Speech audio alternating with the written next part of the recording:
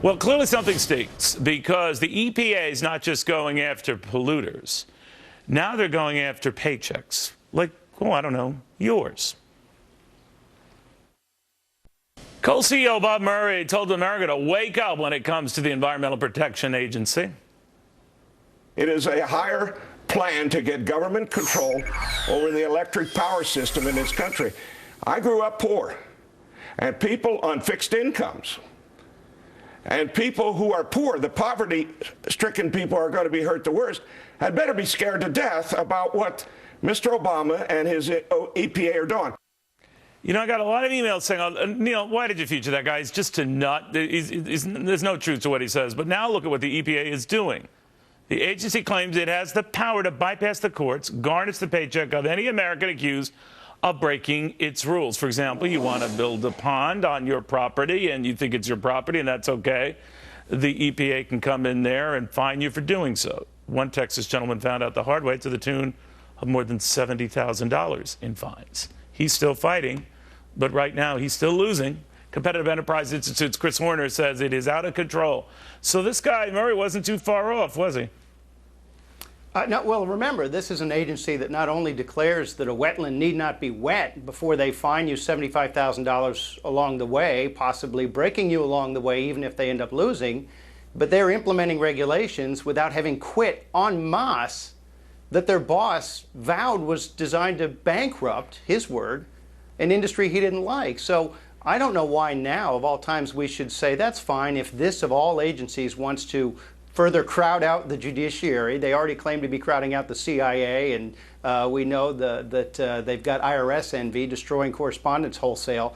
To now make it easier to do a purely internal EPA administrative process, what they've got every means, and I assure you, many, many lawyers that we're paying for, to allow them to do through the standard processes. You know what's weird about this? And by the way, we did put out the obligatory call to the EPA. We have yet to hear back.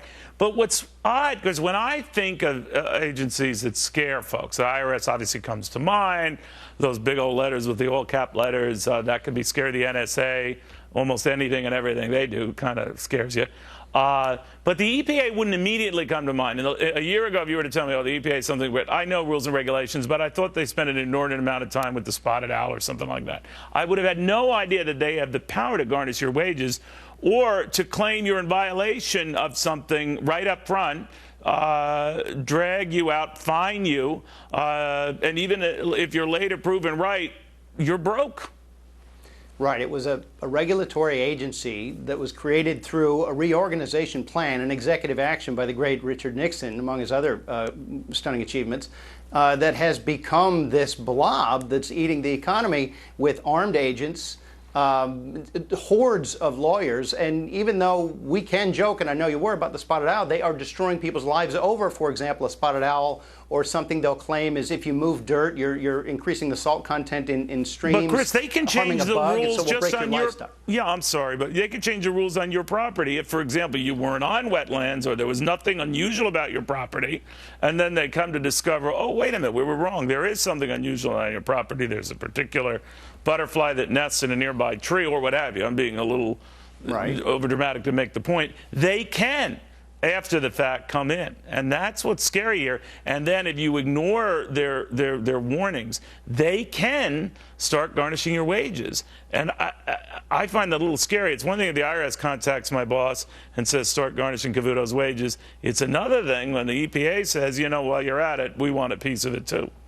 They're trying to get into the business of retail fining farmers, landowners. Okay, they're not just seeking to destroy the coal industry in those communities. They are after people who are using resources in a way they would not. They have, with another agency, engendered a philosophy. If they find something on your land, if you find it, you are to shoot, shovel, and shut up. That's because of their implementation of the Endangered Species Act and so on.